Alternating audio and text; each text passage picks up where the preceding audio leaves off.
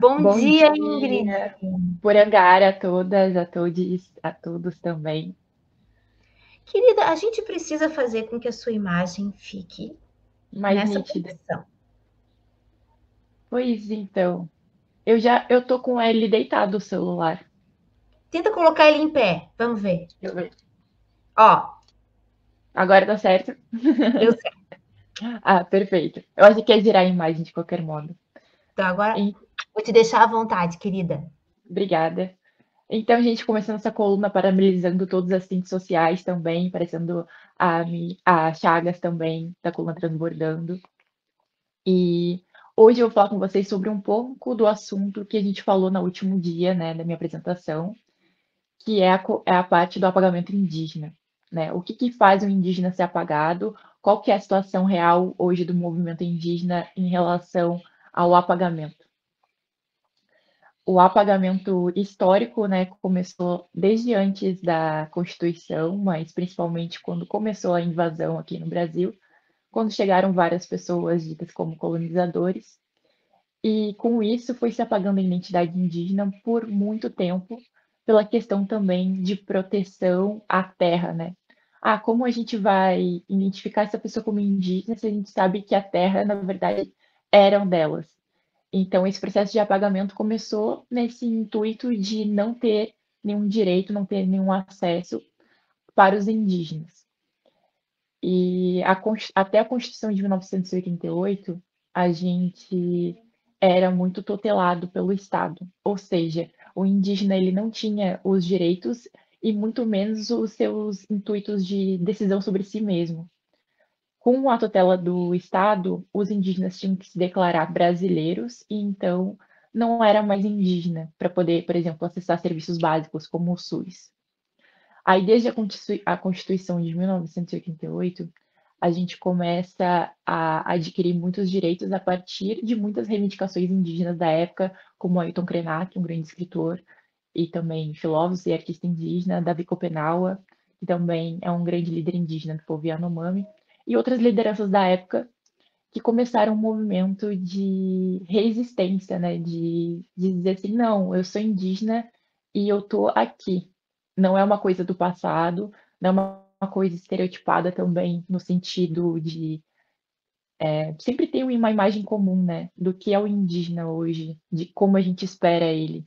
E geralmente isso envolve imagens muito caricatas, de como se a gente tivesse que estar a todo momento com grafismo, né, que são as pinturas, com cocar e com roupas tradicionais, senão isso nos caracterizaria como um ser indígena. E não é o caso, né? Já estamos em 2025 e temos indígenas em todos os acessos, em todos os lugares, em todas as profissões também. Na cidade, na aldeia, na favela, nas comunidades também.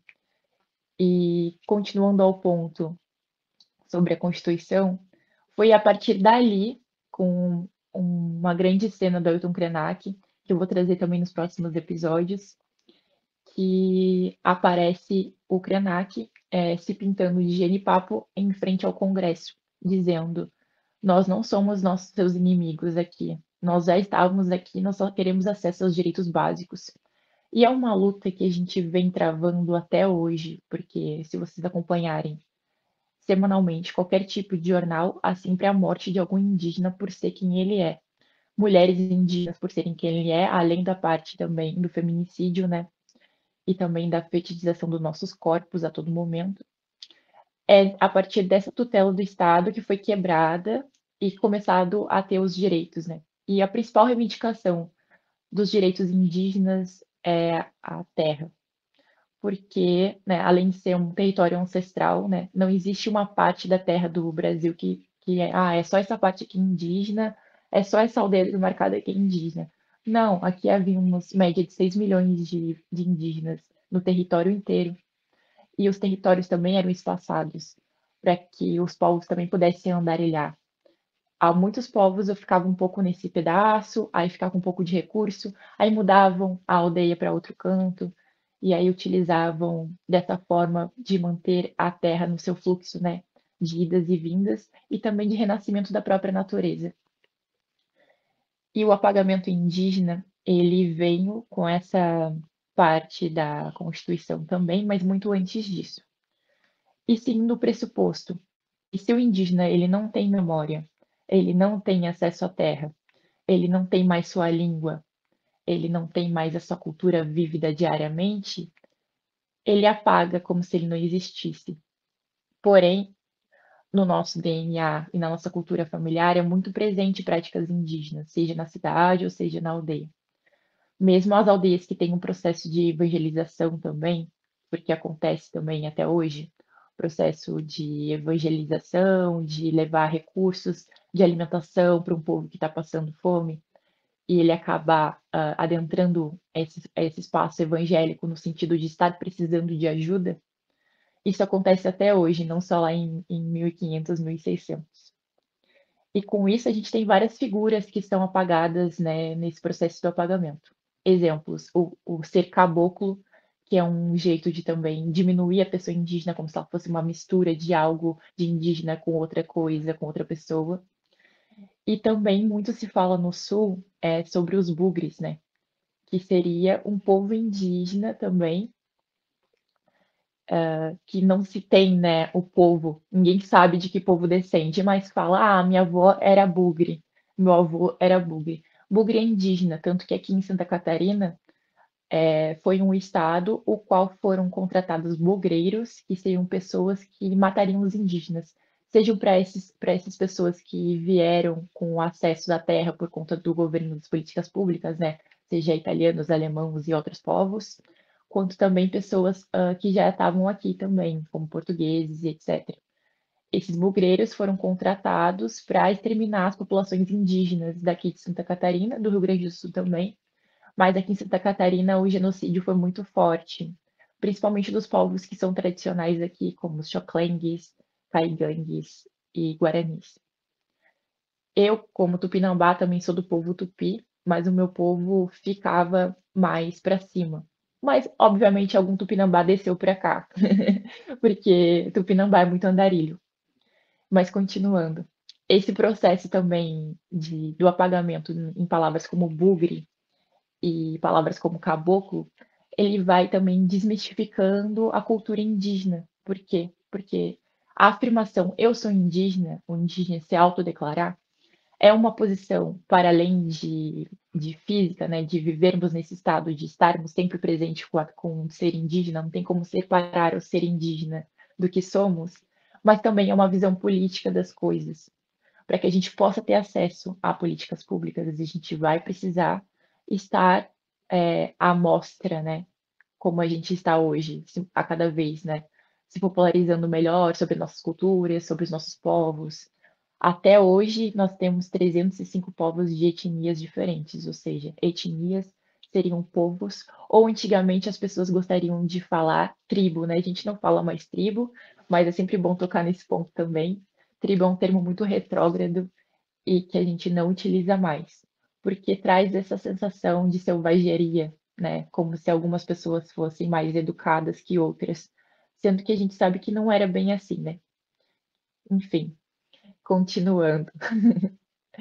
A gente vê também vários apagamentos a partir de histórias como ah, minha avó, minha bisavó foi pega no laço, foi pega no dente, foi pega no cachorro, que são narrativas de estupro e também cárcere, né? Porque essas mulheres elas eram raptadas de alguma aldeia e eram obrigadas a terem uma relação com, abre aspas, um marido e criar filhos a partir dessas violências. Então, nunca vai ser uma coisa simples, né? Ser pega no laço. Graças a Tupã, a gente está podendo estar inserido em todos os espaços e a Revolução das Mulheres também indígenas começou há muito tempo, porque várias sociedades eram matriarcais.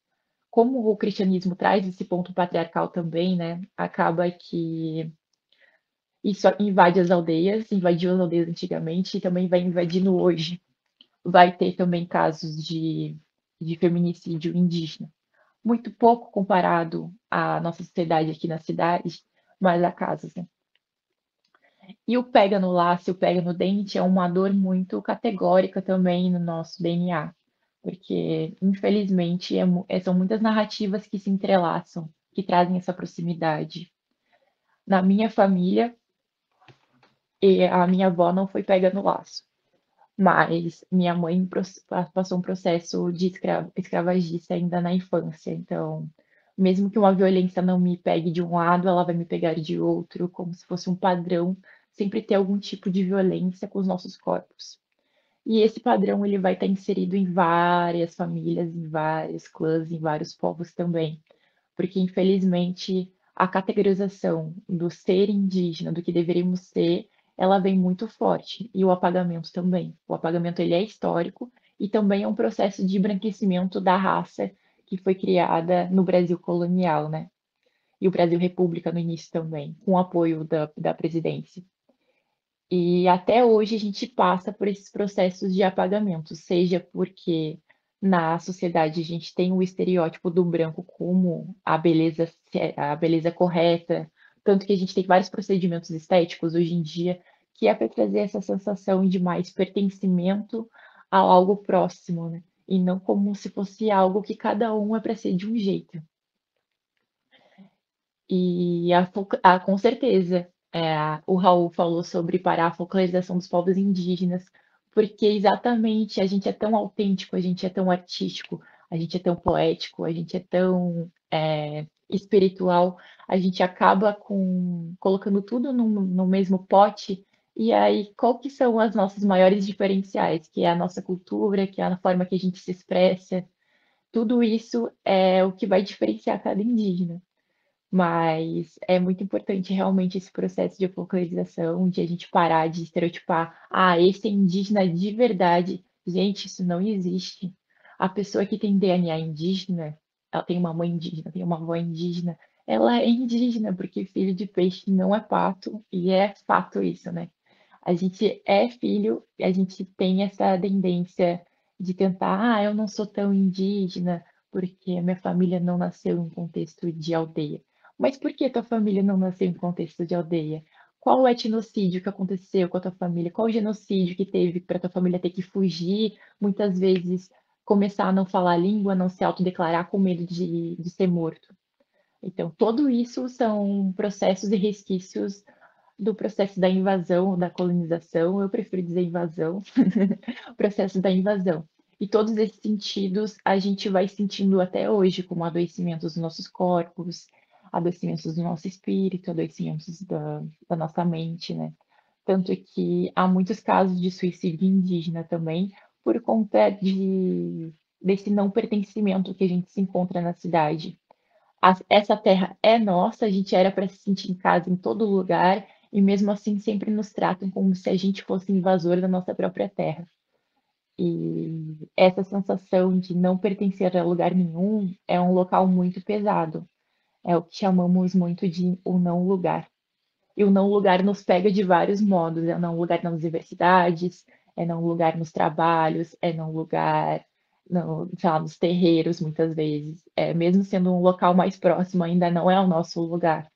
Então, é uma sensação de estar a todo momento em luta para que a gente permaneça vivos e existindo e se mostrando e resistindo de forma geral.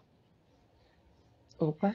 Ingrid, muito lindo os seus ensinamentos. Infelizmente, a gente tem a limitação do tempo, mas eu queria agradecer muito esses conceitos que você trouxe para a gente hoje. É muito importante que eles sejam conhecidos e conhecidos a fundo. E você trouxe questões preciosas aqui para nós hoje.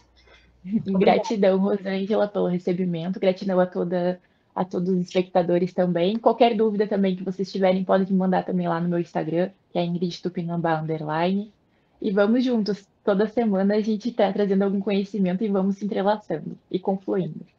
Exatamente. Uma ótima quinta-feira para você. E é com essa coluna da Ingrid maravilhosa que a gente vai encerrando o JTT dessa quinta-feira. E eu queria só aproveitar e me despedir da Ingrid. Tchau, Um querida. abraço, gente.